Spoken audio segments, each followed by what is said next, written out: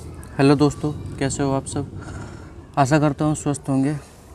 आज की इस वीडियो में हम नेफ्रॉन की स्ट्रक्चर देखेंगे और जो एक्सक्रीटरी सिस्टम है उसको आगे की तरफ कंटिन्यू करेंगे। पिछली वीडियो में हमने जो है किडनी की स्ट्रक्चर देखी थी और एक्सक्रीटरी सिस्टम के फंक्शन पढ़े थे। आज हम जो है नेफ्रॉन की स्ट्रक्चर और आगे जो है इसको कंटिन्यू करते हुए आगे लेक्चर को प्रोसीड करते हैं। तो चलिए शुरू करते हैं। देखिए, नेफ्रॉन जो है एक स्ट्रक्चरल और फंक्शनल यूनिट है किडनी की, आप सभी को पता है। इसमें आप देख सकते हैं कि जो फिल्ट्रेट है वो रीनल आर्टरी से, मतलब फिल्ट्रेट जो ब्लड है वो रीनल आर्टरी से आता है और एफरेंट आर्ट्रियोल के जरिए जो है ग्लोमेरुलर कैपिलरी में प्रवेश करता है और ग्लोमेरुलर कैपिलरी से जो ब्लड है वो फिल्टर हो जाता है किसमें, बोमेन्स कैप्सूल में। मतलब फिल्ट्रेट जो है बेसिकली यहाँ पर आ जाता है। ठीक है। अब ये फिल्ट्रेट जो है पीसीटी से होता हुआ, ये जो हिस्सा है जहाँ से ये हाईली कॉन्वोल्यूटेड स्ट्रक्चर है ये पीसीटी है। फिर ये लूप ऑफ हेनले में प्रवेश करता है। इसके बाद डीएलएच डिसेंडिंग लूप ऑफ हेनले। इसके बाद ये ऊपर की तरफ जाता है असेंडिंग लूप ऑफ हेनले के थिन पार्ट में। फिर असेंडिंग लूप ऑफ हेनले का थिक पार्ट आ जाता है। थिक पार्ट मतलब जिसका डायमीटर थोड़ा बड़ा है। इसके बाद ये जो है डीसीटी से होकर के किस में आ जाता है, कलेक्टिंग डक्ट में आ जाता है। और कलेक्टिंग डक्ट से फिर ये जो है कलेक्टिंग डक्ट में और भी जो है नेफ्रॉन्स के जो है फिल्ट्रेट ये ग्रहण करती है। ठीक है। और इसके बाद ये कलेक्टिंग डक्ट जो है इकट्ठी होकर के फिर जो है उस फिल्ट्रेट को जो है, उस वेस्ट को जो है बाहर निकालने की कोशिश करते हैं किडनी की और स्ट्रक्चर्स के द्वारा। अब यहाँ पर आप एक चीज़ देखिए कि यहाँ पर ये जो है, ये जो डीसीटी है, ये जो डीसीटी है, ये डीसीटी की जो दीवार है और ये जो एफरेंट आर्ट्रियोल की जो दीवार है, ये डीसीटी की जो दीवार है और ये जो एफरेंट आर्ट्रियोल की दीवार है, जो डीसीटी की दीवार और एफरेंट आर्ट्रियोल की दीवार, ठीक है, इनका जो है आपस में कुछ कनेक्शन दिखाई दे रहा है यहाँ पर। इसको हमने, इस हिस्से को हमने जो है जूम करके यहाँ से यहाँ पर दिखाया हुआ है। ये देखिए आप यहाँ पर,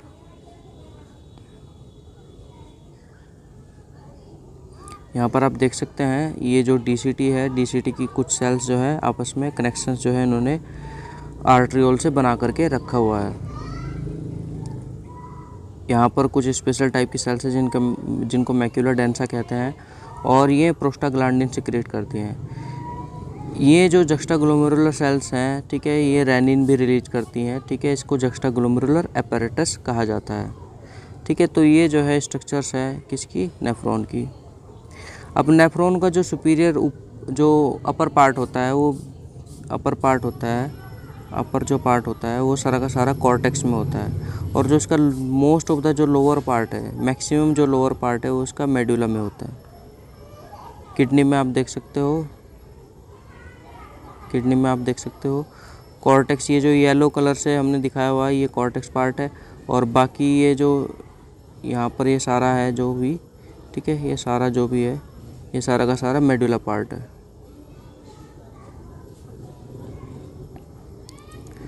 तो हमारा जो नेफ्रॉन है उसको हम दो पार्ट में डिवाइड कर सकते हैं, रीनल कैप्सूल और रीनल ट्यूब्यूल। यहाँ पर जो है रीनल ट्यूब्यूल लिखा हुआ है, renal tubule, renal tubule. Renal capsule में दो चीज़ें आती हैं, बोमेन्स कैप्सूल और दूसरी है ग्लोमेरुलर कैपिलरी जो कि कॉर्टेक्स में उपस्थित होती हैं।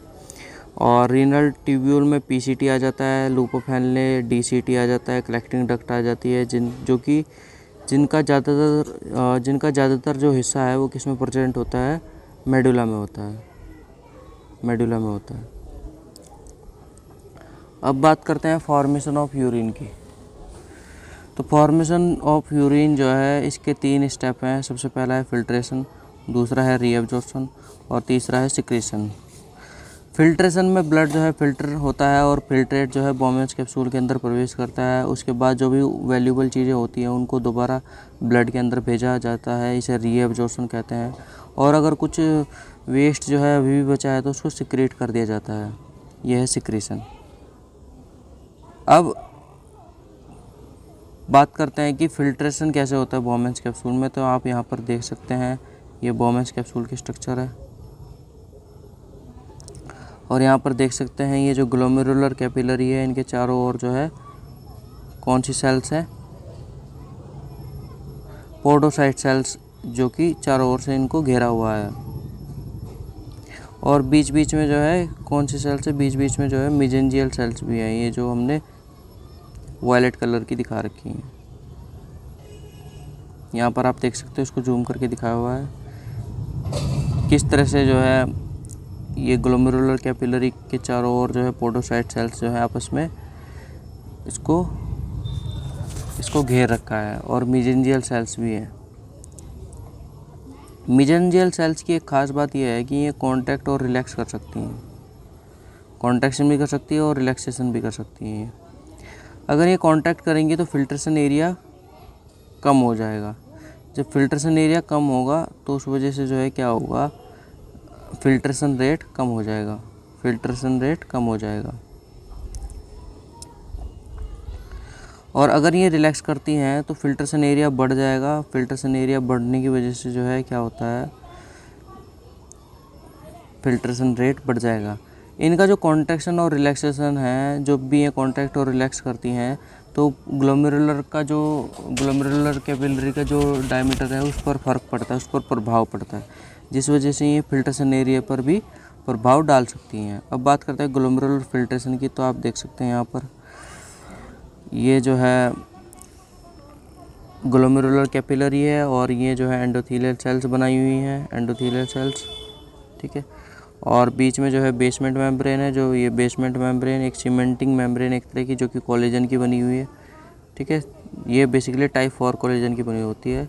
और फिर जो है ये पोडोसाइट सेल्स हैं, जो कि बेसमेंट मेम्ब्रेन के नीचे हैं, ठीक है। तो कोई भी चीज़ जो आनी है वो ब्लड से इस तरह से यहाँ से होते हुए गुजरेगी और यहाँ पर बोमेंस कैप्सूल में आ जाएगी, फिल्ट्रेट जिसे हम कहेंगे। तो ये जो पोडोसाइट सेल्स हैं ये आपस में जो है इंटरडिजिटेट होकर के फिल्ट्रेशन स्लिट्स भी बना रही है, जिसमें से कोई चीज़ फिल्टर होगी, ठीक है। और एंडोथेलियल सेल्स जो है ये कैसी एंडोथेलियल सेल्स हैं, ये फेनेस्ट्रेटेड एंडोथेलियल सेल्स है। फेनेस्ट्रेटेड एंडोथेलियल सेल्स का मतलब है इनके बीच में जो है ये देखिए यहाँ पर गैप प्रेजेंट है। तो कैसी हैं, फेनेस्ट्रेटेड एंडोथेलियल सेल्स। दूसरी बात यह है कि जो पोडोसाइट सेल्स हैं ये एक्चुअल फिल्ट्रेशन स्लिट्स का निर्माण कर रही हैं। और ये जो सेल्स होती हैं इनके ऊपर जो है नेगेटिवली चार्ज जो है ये सेल्स होती हैं, नेगेटिवली चार्ज सेल्स होती हैं। तो फिल्ट्रेशन हम ये कह सकते हैं, फिल्ट्रेशन जो है साइज पर और चार्ज पर डिपेंड करेगा, साइज पर और चार्ज पर। साइज़ के जो है ये इन्वर्सली प्रोपोर्शनल होगा फिल्ट्रेशन, मतलब साइज़ जितना बड़ा होगा तो फिल्ट्रेशन उतना कम होगा, साइज़ जितना छोटा होगा फिल्ट्रेशन उतना ज़्यादा होगा। दूसरा, अगर कोई चीज़ ब्लड में पॉजिटिवली चार्ज मॉलिक्यूल है तो उसका फिल्ट्रेशन भी ज़्यादा होगा। जैसे कि एक्सपेरिमेंट से समझते हैं, एक चूहा लेते हैं, तीन चूहे लिए हमने, और उनके अंदर हमने एक के अंदर जो है पॉलीकैटायनिक डेक्सट्रान एंटर कराया, एक के अंदर जो है पॉलीएनायनिक डेक्सट्रान एंटर कराया और एक के अंदर जो है न्यूट्रल डेक्सट्रान एंटर कराया, ठीक है। इसका नाम रख दिया A, B और C। तो फिल्ट्रेशन रेट किस हिसाब से होगा आप देख सकते हैं, फिल्ट्रेशन रेट जो है सबसे ज़्यादा A में होगा। A में क्यों होगा, क्योंकि इसके अंदर जो है ये कैटायनिक डेक्सट्रान है, मतलब नेगेटिव पॉजिटिव हैं ये बेसिकली, और पॉजिटिव हैं तो वो नेगेटिव की तरफ ज़्यादा अट्रैक्ट होंगे, क्योंकि हमारी जो पोडोसाइट सेल्स हैं यहाँ पर देख सकते हो, पोडोसाइट सेल्स कैसी है, नेगेटिवली चार्ज है। तो कोई चीज़ अगर यहाँ पर पॉजिटिव में है, कोई पॉजिटिव है अगर, तो वो इधर की तरफ नेगेटिव की तरफ ज़्यादा अट्रैक्ट होगी। तो दूसरा फिर किसका फिल्ट्रेशन रेट ज़्यादा होगा, उसके बाद है न्यूट्रल डेक्सट्रान C का, ठीक है। और सबसे कम किसका होगा, पॉलीएनायनिक। ये अब ये नेगेटिवली चार्ज आयन है, नेगेटिवली चार्ज आयन जब किडनी से फिल्टर होने चाहेंगे तो जो पोडोसाइट सेल्स हैं ये भी नेगेटिवली चार्ज है, ये भी नेगेटिवली चार्ज है, और अगर कोई इधर भी नेगेटिव चार्ज है तो इधर की तरफ वो एक तरह से वो रिपेल करने की कोशिश करेगा, दूर भगाने की कोशिश करेगा। तो यहाँ पर आप इसको एक ग्राफ से भी समझ सकते हो कि कौन सा किसका ग्राफ है। तो जैसे कि यहाँ पर दिखा रखा है वो 1 जो है 1, ये वाला जो ग्राफ है ये पॉलीकैटायनिक डेक्सट्रान का है, क्योंकि फिल्ट्रेशन रेट जो है इसमें जो है सबसे ज़्यादा होगा। दूसरा जो है, और यहाँ पर आप देख भी सकते हो कि 3 माइक्रोमीटर का साइज़ दिखा रखा है इन्होंने। 3 माइक्रोमीटर के साइज़ में सबसे ज़्यादा जो फिल्ट्रेशन रेट किसका है वो पॉलीकैटायनिक डेक्स्ट्रान का है। दूसरा जो ग्राफ है वो है किसका, सी वाले का, न्यूट्रल डेक्स्ट्रान का। ठीक है, ये मीडियम फिल्ट्रेशन रेट होगा इसका। फिर तीसरा है किसका, पॉली एनायनिक डेक्स्ट्रान का, इसका सबसे कम जो है फिल्ट्रेशन रेट होगा। ठीक है, तो मॉलिक्यूलर रेडियस में जो है साइज़ दिखा रखा है 3 माइक्रोमीटर, यहाँ पर आप देख सकते हो। 3 माइक्रोमीटर की जो कोई मॉलिक्यूल है उसका फिल्ट्रेशन रेट अगर वो पॉली एनायनिक डेक्स्ट्रान है तो उसका सबसे कम है, उसके बाद न्यूट्रल है तो उसका थोड़ा ज़्यादा है, और पॉली कैटायनिक है तो उसका सबसे ज़्यादा फिल्ट्रेशन रेट होगा।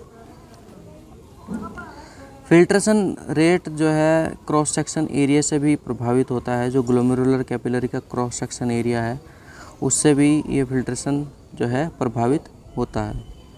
कैसे? और ये जो ग्लोमेरुलर कैपिलरी है ये मेसेंजियल सेल्स द्वारा प्रभावित होती है। जैसे हमने पीछे भी देखा था कि इनका कॉन्ट्रैक्शन और रिलैक्सेशन इनके जो है जो ग्लोमेरुलर कैपिलरी है उनके डायमीटर पर प्रभाव डालता है। ग्लोमेरुलर फिल्ट्रेशन हम ये कह सकते हैं साइज़ पर डिपेंड करता है, चार्ज पर डिपेंड करता है, फिल्ट्रेशन एरिया पर डिपेंड करता है। और ये जो फिल्ट्रेशन एरिया है ये अफेक्ट किया जाता है किसके द्वारा, contraction and relaxation of mesangial cells द्वारा। और चौथा है फिल्ट्रेशन प्रेशर पर। अब फिल्ट्रेशन प्रेशर अगर ज़्यादा होगा तो उस पर भी जो है ये चीज़ें डिपेंड करेगी कि फिल्ट्रेशन रेट क्या होगा। तो फिल्ट्रेशन प्रेशर जो है इसमें जो है 3 फोर्स आते हैं, 3 फोर्स इन्वॉल्व है।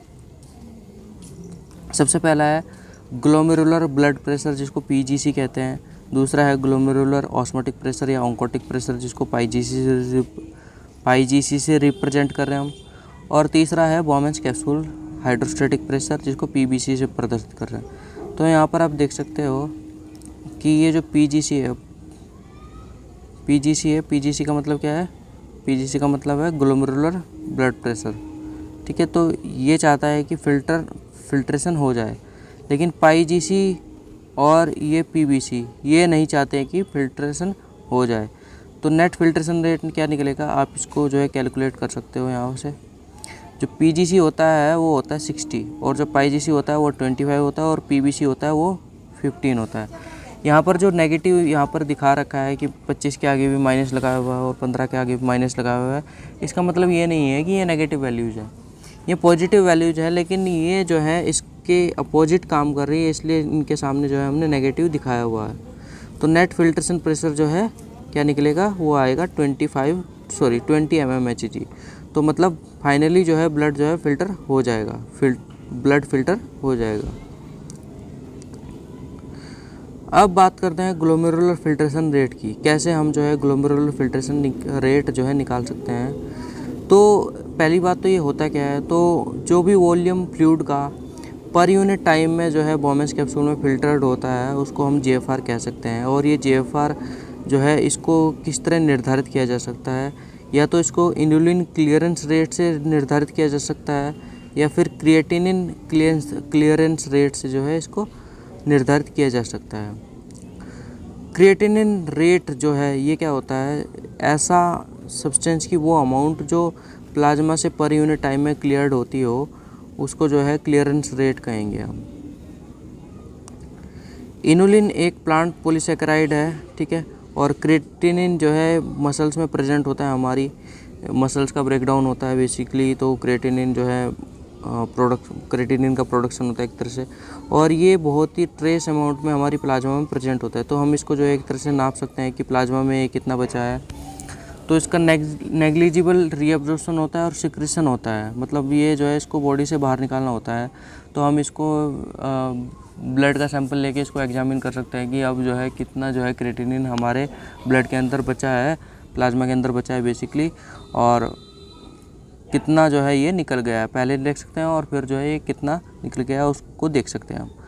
तो जो क्लियरेंस रेट है क्रिएटिनिन का या इनुलिन का वो इक्वल होता है जीएफआर के। तो यहाँ पर आप देख सकते हो क्लियरेंस रेट ऑफ क्रिएटिनिन, इसको U is equal to UCR, ठीक है, इंटू V/PCR। ठीक है, CR का मतलब है clearance rate of creatinine, UCR का मतलब है concentration of creatinine urine, urine में कितनी मात्रा आ रही है इसकी क्रिएटिनिन की। PCR का मतलब है कि कंसंट्रेशन जो क्रिएटिनिन की है वो प्लाज्मा में कितनी बची है। ठीक है, और V का मतलब है यूरिन का फ्लो रेट क्या है। तो ये निकल के आता है 125 ml पर मिनट, मतलब 125 ml जो है 1 मिनट में फ़िल्टर हो जाता है। तो ये जो हमने बताया था कि क्रिएटिनिन का जो क्लियरेंस रेट है वो GFR के इक्वल होता है, तो हम ये कह सकते हैं कि GFR मतलब कितना होगा, 125 ml पर मिनट होगा। यानी 1 मिनट में 125 ml जो है ब्लड फ़िल्टर हो जाता है, यानी 1 घंटे में 7.5 लीटर ब्लड फ़िल्टर हो जाता है। यानी 24 घंटे की बात करें तो 180 लीटर ब्लड जो है फ़िल्टर हो जाता है।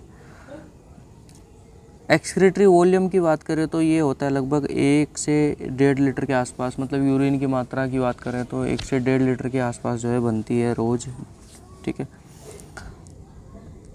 अब इस 180 लीटर जैसे 24 घंटे की बात हो रही है, तो इसमें से 99% जो वॉल्यूम है उसको दोबारा रीएब्जॉर्ब कर लिया जाता है। यहाँ पर एक इफ़िशिएंट सिस्टम है रीएब्जॉर्प्शन के लिए और सिक्रेशन के लिए बेसिकली, जिसको जो है हम काउंटर करंट मल्टीप्लायर सिस्टम कहते हैं, जो कि एक इफ़िशिएंट सिस्टम है रीएब्जॉर्प्शन का। तो यहाँ पर आप जो है ऑस्मोलैरिटी भी देख सकते हो, जैसे ब्लड की जो ऑस्मोलैरिटी है वो कितनी है रीनल आर्टरी में, वो है 300 ऑस्मोल। तो अब ये जो है इसके अंदर एंटर करता है, ब्लड फ़िल्टर होता है और यहाँ पर भी जो ऑस्मोलैरिटी है वो कितनी है 300 ऑस्मोल होगी PCT के अंदर।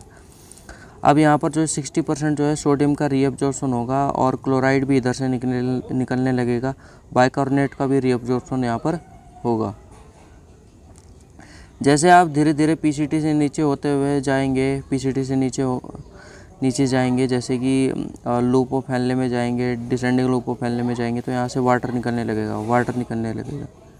धीरे धीरे जैसे वाटर निकलने लगेगा तो इसकी जो ऑस्मोलैरिटी है वो बढ़ती चली जाएगी, 400 होती चली जाएगी, 500, 600, 700, फाइनली जो है 1100 के आसपास। अब ऐसा क्यों हो रहा है, पानी जो है क्यों जो है इस तरफ जा रहा है, क्योंकि इधर की तरफ मतलब ये जो इफरेंट आर्ट्रियोल है ये बेसिकली एक यहाँ पर जाल बना लेती है, पूरा कैपिलरी का एक तरह से ब्लड वेसल्स का पूरा जाल बना लेती है इसके चारों ओर। ठीक है, जिसको बोलते हैं वासा रेक्टा। क्या बोलते हैं, वासा रेक्टा, वासा रेक्टा, वासा रेक्टा। ठीक है, तो वासा रेक्टा इसको बोलते हैं, ये जो जाल बनाया जाता है। इस वासा रेक्टा के अंदर जो यहाँ पर जो ऑस्मोलैरिटी है वो बेसिकली कितनी है, 450 ऑस्मोल है। तो इसलिए यहाँ से ये जो है ब्लड इधर जाएगा, ब्लड नहीं, इस फिल्ट्रेट में से जो पानी है वो इस तरफ जाएगा। इधर ज़्यादा है तो इसलिए इधर की तरफ जाएगा, इधर ज़्यादा है इसलिए इस तरफ जाएगा। अब देखो यहाँ पर 1200 है तो इसलिए जो है पानी जो है इस तरफ जाता है। अब ये जो ऑस्मोलैरिटी है, जब आप जो फिल्ट्रेट है जब ये ऊपर की तरफ जाने लगता है तो इसकी जो ऑस्मोलैरिटी है फिर वो धीरे धीरे घटने लगती है, फिर 700, फिर 500, फिर 400, फिर 300, फिर फाइनली जो है DCT में कितनी रह जाती है, 200। क्योंकि यहाँ पर जो है यहाँ से जो क्योंकि यहाँ पर आप देख सकते हैं, यहाँ पर जो है कुछ चैनल्स होते हैं, ये जो असेंडिंग लूप ऑफ हेनले है, यहाँ पर जो है इसका जो थिक पार्ट है यहाँ पर कुछ चैनल्स होते हैं, जैसे NKCC2 चैनल्स होते हैं, सोडियम निकलता है इनसे। ठीक है, क्लोराइड निकलता है, सोडियम क्लोराइड जो है निकलता है और बाइकार्बोनेट भी जो है बाहर निकलता है। अब इसके बाद जो है बाइकार्बोनेट यहाँ से भी निकलने लगता है DCT से, और ये जो है पानी भी यहाँ से निकलने लगता है DCT से। इसके बाद कलेक्टिंग डक्ट में फिर से जो है पानी निकलने लगता है, फिर से जो है इसकी ऑस्मोलैरिटी बढ़ने लगती है, 300, 400, 500 और फाइनली जो है अंत तक जो है कितनी हो जाती है, 1200 ऑस्मोलैरिटी हो जाती है, 1200 ऑस्मोल हो जाती है ऑस्मोलैरिटी किसकी, यूरिन की।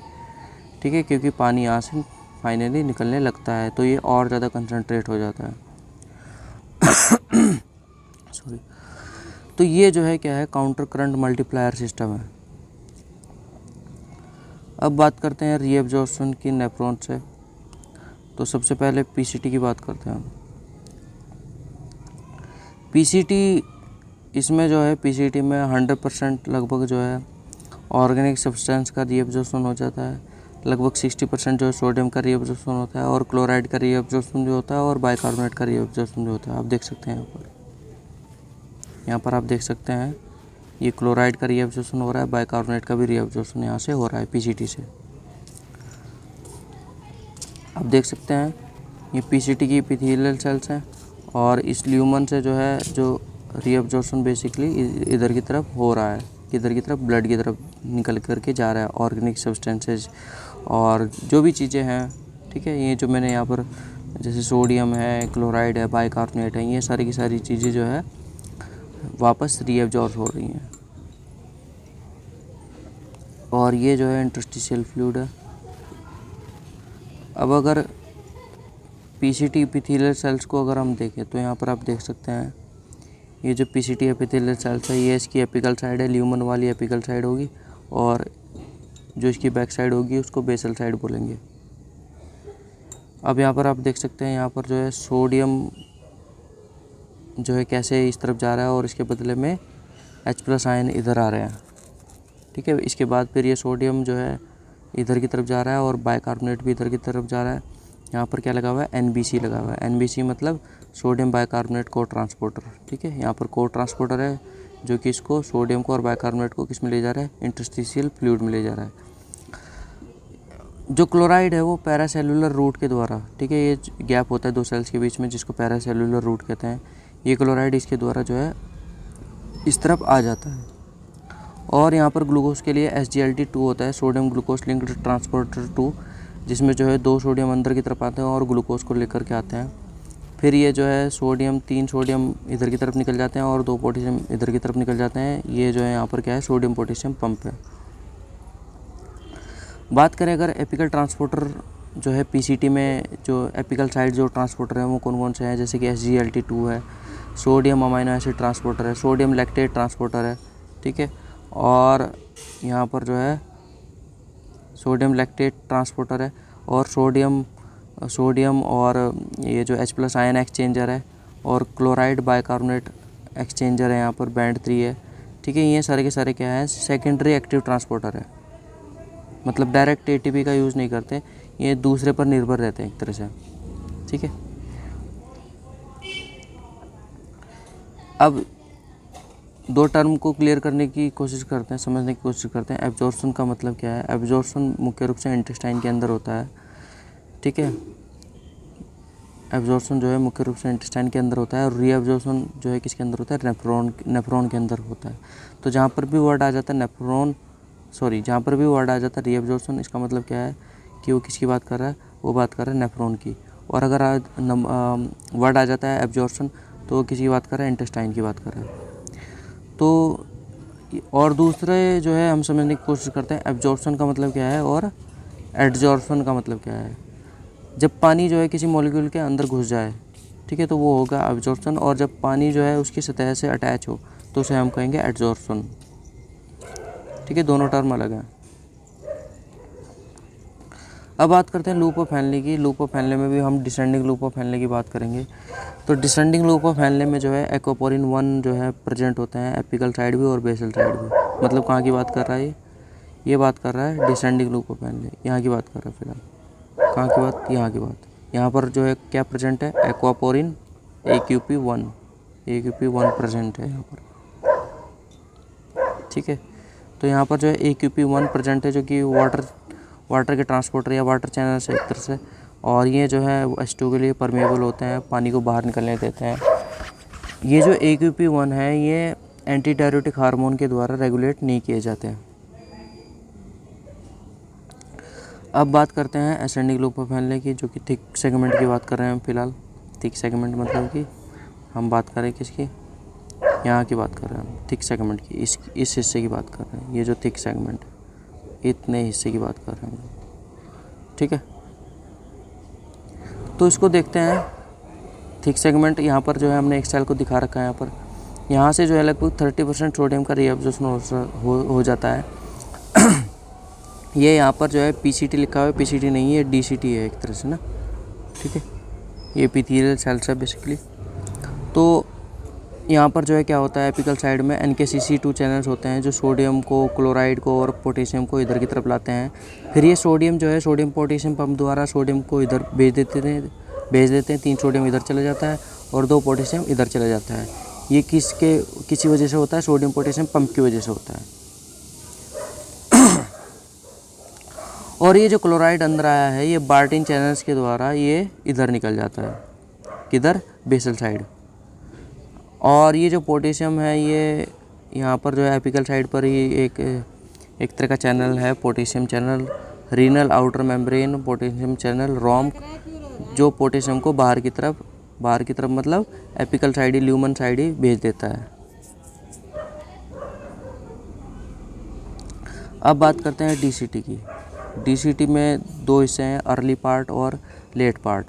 मैं दिखाता हूँ आपको अर्ली पार्ट क्या है और लेट पार्ट क्या है। यहाँ पर आप देख सकते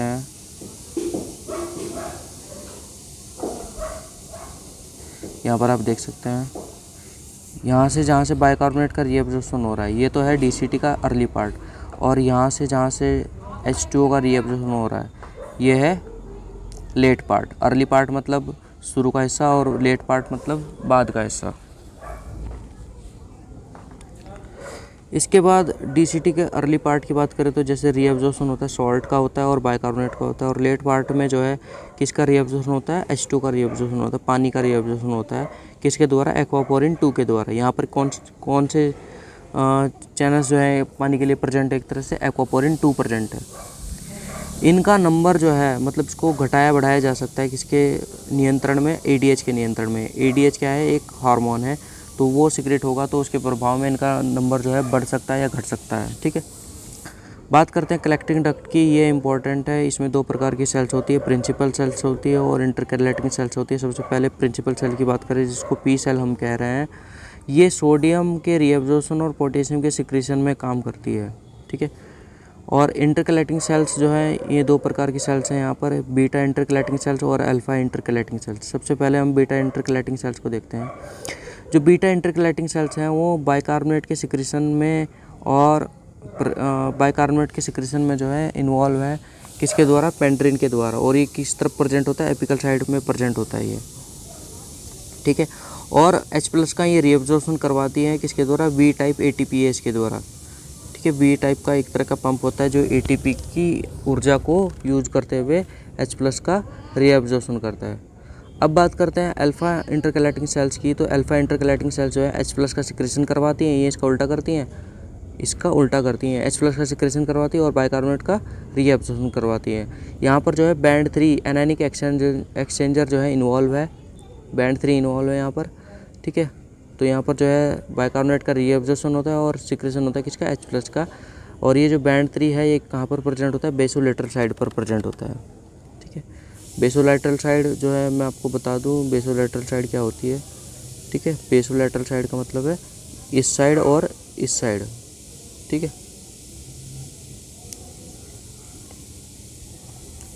इसके बाद बात करते हैं रेगुलेशन ऑफ किडनी फंक्शन, कैसे जो है किडनी अपने आप को रेगुलेट करती है। तो इसमें जो है ऑटो रेगुलेशन होता है एक तरह का। किडनी अपने GFR को, ग्लोमेरुलर फिल्ट्रेशन रेट को मेंटेन करती है। कितना होता है, 125 ml पर मिनट। मतलब वो ये चाहती है कि 125 ml पर मिनट ही ये रहे, ना बढ़े ना घटे। और अपने एक्सक्रीटिव वॉल्यूम को कंट्रोल करती है किसके द्वारा, DCT के द्वारा और कलेक्टिंग डक्ट के द्वारा। और मेंटेन करती है ब्लड प्रेशर को। ठीक है, तो ब्लड प्रेशर को भी मेंटेन करने का काम किडनी का है।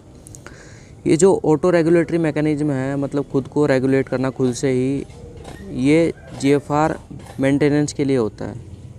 ठीक है, GFR ताकि बना रहे, इसके लिए ये ऑटो रेगुलेटरी मैकेनिज्म है।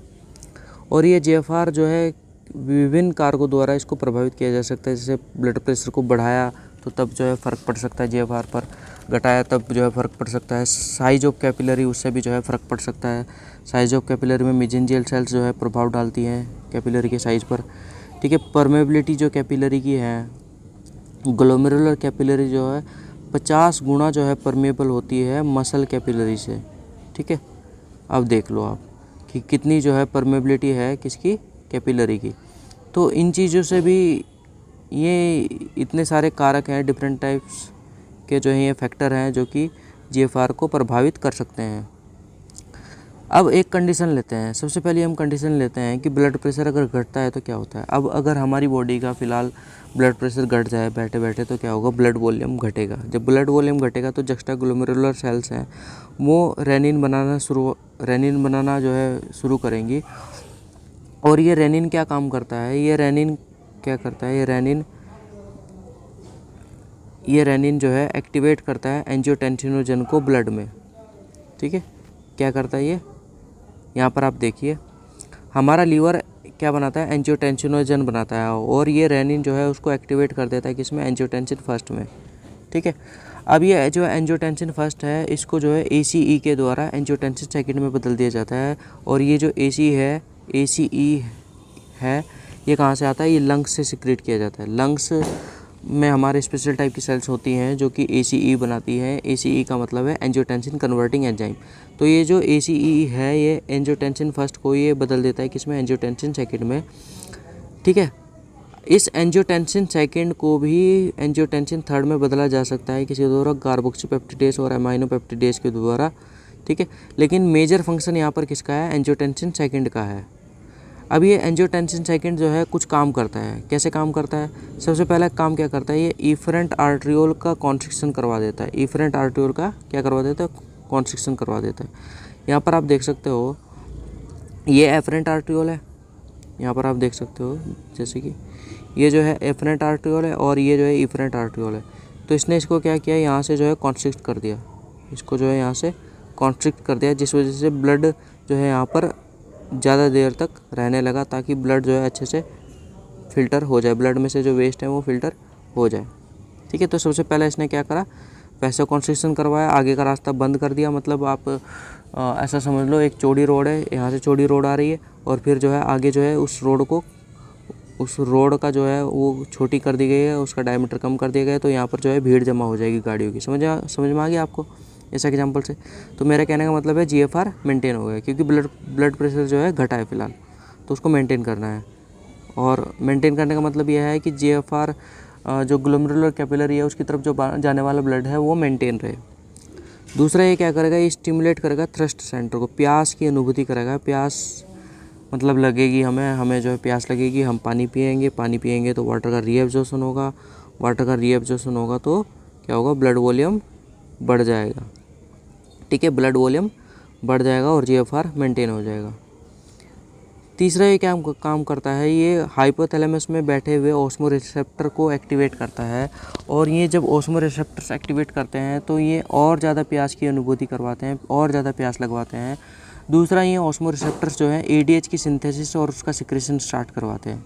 अब ये एडीएच क्या बोला है भाई, एडीएच जो है एक तरह का हार्मोन है जो बेसिकली हमारी हाइपोथैलेमस में बनता है और हमारी पोस्टीरियर पिट्यूटरी उसको सिक्रेट करती है। ठीक है, हाइपोथैलेमस में बनता है और उसको कौन सिक्रेट करता है, पोस्टीरियर पिट्यूटरी उसको सिक्रेट करती है। इस एडीएच का दूसरा नाम वैसोप्रेसिन भी है। ठीक है, वो इसके काम पर इसका नाम रखा गया है, जैसा काम ऐसा इसका नाम। अब एडीएच इसका नाम क्यों रखा, क्योंकि ये नेफ्रॉन के ऊपर जाकर के क्या करता है, एक्वापोरिन 2 जो वाटर के चैनल्स हैं जो कि डीसीटी पर और सीडी पर प्रेजेंट है, कलेक्टिंग डक्ट पर और डिस्टल कॉन्वोल्यूटेड ट्यूब्यूल पर प्रेजेंट है, उनकी नंबर को बढ़ा देता है। जब उनकी नंबर बढ़ेगी तो पानी का रीएब्जॉर्प्शन जो है बढ़ जाएगा, वाटर का रीएब्जॉर्प्शन बढ़ जाएगा, पानी हमारी बॉडी में रुकने लगेगा, ब्लड वॉल्यूम जो है बढ़ जाएगा। इसका मतलब जीएफआर मेंटेन हो जाएगा। ठीक है,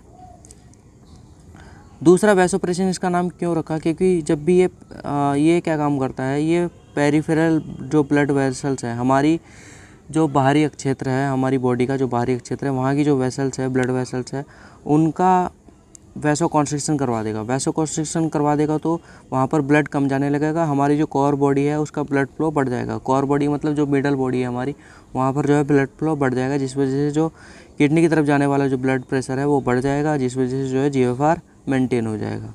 ठीक है, तो जैसा काम वैसा नाम। ठीक है, दूसरा, ये एंजियोटेंसिन सेकंड क्या कर सकता है, हमारी किडनी के ऊपर एड्रिनल ग्लैंड होती है और उसमें एक हिस्सा होता है, उसका एक हिस्सा होता है जिसको बोलते हैं एड्रिनल कॉर्टेक्स, ये उसको भी जा कर के स्टिमुलेट कर देता है। और ये फिर जब ये किडनी सॉरी, ये जो एड्रिनल कॉर्टेक्स है जब ये स्टिमुलेट हो जाता है इसके द्वारा, एंजियोटेंसिन साइकिल के द्वारा, तो ये एल्डोस्टेरॉन रिलीज करती है। एल्डोस्टेरॉन जब ये रिलीज करती है तो ये एल्डोस्टेरॉन आता है प्रिंसिपल सेल्स के पास। प्रिंसिपल सेल्स में जो एपिकल साइड होती है वहाँ पर जो है क्या करता है, ये करता है कि जो एपिथेलियल सोडियम चैनल्स है उनकी संख्या को बढ़ा देता है, उनकी संख्या को बढ़ा देता है। ये जब उनकी संख्या बढ़ेगी तो सोडियम का रीएब्जॉर्प्शन स्टार्ट हो जाता है और पोटेशियम का सिक्रेशन स्टार्ट हो जाता है। ठीक है, जब सोडियम का रीएब्जॉर्प्शन होगा तो पानी का रीएब्जॉर्प्शन भी होगा, और पानी का रीएब्जॉर्प्शन होगा तो उस वजह से ब्लड वॉल्यूम बढ़ेगा और जीएफआर मेंटेन हो जाएगी। मतलब हमने क्या किया, हमने एक तरह से ब्लड प्रेशर हमारा घटा, ब्लड वॉल्यूम घटा, हमने क्या करा, हमने किडनी को उठाया और किडनी ने जक्स्टाग्लोमेरुलर सेल्स को एक्टिवेट किया और रेनिन रिलीज किया और हमने पानी को एक तरह से रोक लिया। मतलब ब्लड प्रेशर बढ़ा, पानी को रोको, ब्लड प्रेशर अगर ज़्यादा है तो पानी को बाहर फेंको, बस सीधा सीधा मतलब ये है। ठीक है, अब बात करते हैं एडीएच की। तो एडीएच जो है, ये एडीएच एंटी डाययूरेटिक हार्मोन, ये रिसेप्टर पर जो है काम करता है। मुख्य रूप से हार्मोन जो है रिसेप्टर पर काम करता है। तो इसके दो रिसेप्टर होते हैं, एक है रिसेप्टर V2 रिसेप्टर्स है जो नेफ्रॉन पर प्रेजेंट होते हैं, और अगर ये जाकर के उन पर काम करेगा तो एक्वापोरिन 2 जो कि वाटर चैनल से एक तरह से, उसकी संख्या बढ़ जाएगी और वाटर का रीएब्जॉर्प्शन बढ़ जाएगा। दूसरा, अगर ये काम करते हैं V1 रिसेप्टर्स पर, V1 रिसेप्टर जो कि वेस्कुलर स्मूथ मसल्स पर प्रेजेंट होते हैं, जिस वजह से जो है पेरिफेरल ब्लड वेसल्स का जो है वैसा कॉन्स्ट्रिक्शन होगा। ठीक है, तो अगर V1 रिसेप्टर होगा तो उसको हम एडीएच जो है उन पर जा कर के काम करेगा और वैसे कॉन्स्ट्रिक्शन कराएगा, तो हम उसे वैसोप्रेसिन कहेंगे। ठीक है, ये एंजियोटेंसिन सेकेंड जो है ये V3 रिसेप्टर्स पर बाइंड हो सकता है, हाइपोथैलेमस के जो ऑस्मो रिसेप्टर्स हैं वहाँ पर जाकर के बाइंड होता है, और यही जो है क्या करवाता है, एडीएच यानी एडीएच का रिलीज जो है इसको स्टिमुलेट करवाता है। अब देखिए यहाँ पर आप देख सकते हैं जैसे कि एंजियोटेंसिन सेकेंड ने क्या किया, V3 रिसेप्टर होते हैं जो हाइपोथैलेमस के ऑस्मो रिसेप्टर्स पर प्रेजेंट होते हैं, और वहाँ पर जाकर के बाइंड करके ये एडीएच की रिलीज को स्टिमुलेट करता है। एडीएच ताकि रिलीज हो उसको स्टिमुलेट करता है। एडीएच एवीपी भी है जिसको आर्जिनिन वैसोप्रेसिन भी कहते हैं, जो कि एक नोनापेप्टाइड हार्मोन है, मतलब 9 अमाइनो एसिड्स बेसिकली इसके अंदर प्रेजेंट होते हैं। ठीक है, दूसरी कंडीशन क्या है कि अगर ब्लड प्रेशर बढ़ता है तो क्या होगा, ब्लड वॉल्यूम बढ़ेगा, जिस वजह से हार्ट की तरफ जाने वाला जो ब्लड है, जिसको वीनस रिटर्न हम बोलते हैं, वो बढ़ जाएगा, और उस वजह से जो एट्रियल वॉल है, हमारी हार्ट की जो एट्रियम वॉल है, उन पर दबाव पड़ेगा, जिस वजह से वो स्ट्रेच होगी, और जब ये स्ट्रेच होगी तो ये रिलीज करना स्टार्ट करेंगी एएनपी और बीएनपी। एएनपी और बीएनपी का मतलब है एट्रियल नाइट्रियूरेटिक पेप्टाइड, और बीएनपी का मतलब है ब्रेन नाइट्रियूरेटिक पेप्टाइड। ठीक है, तो ये एक्ट करती हैं प्रिंसिपल सेल्स पर। ये जो एएनपी और बीएनपी बना, ये एक्ट करता है जाकर के प्रिंसिपल सेल्स पर, और ये क्या करेगा, जो प्रिंसिपल सेल्स हैं वहाँ से जो है एपिथेलियल सोडियम चैनल्स जो है उनके नंबर को कम कर देगा। जब इनके नंबर कम होंगे तो सोडियम का रीएब्जॉर्प्शन कम होगा, जिस वजह से पानी का रीएब्जॉर्प्शन भी कम होगा, और उस वजह से एक्सक्रीटरी वॉल्यूम बढ़ जाएगा। एक्सक्रीटरी वॉल्यूम बढ़ने का मतलब है यूरिन की मात्रा बढ़ जाएगी। यूरिन की मात्रा बढ़ जाएगी तो हम यूरिन को बाहर निकाल देंगे और ब्लड वॉल्यूम जो है कम हो जाएगा, जीएफआर मेंटेन हो जाएगा। तो ये था किडनी के बारे में। अब यहाँ पर आप देख सकते हैं कि एक तरह से हुआ क्या कि आप एक चीज़ समझ लो कि जहाँ सोडियम होगा ना वहाँ पानी होगा, मतलब सोडियम जिधर जिधर जाएगा पानी उसके पीछे पीछे जाएगा। ठीक है, ये कनेक्शन आप समझ लो कि सोडियम जिधर होगा उधर जो है पानी जाएगा। ठीक है, तो ये जो है फाइनली हमारा एक्सक्रीटरी सिस्टम जो है ख़त्म हो चुका है। ये जो है इसकी 2 वीडियो में हमने जो है इसको कंप्लीट कर लिया है। ठीक है, यहाँ से हमने स्टार्ट किया था इसको, कहाँ से स्टार्ट किया था, एक सेकंड मैं आपको दिखा देता हूँ।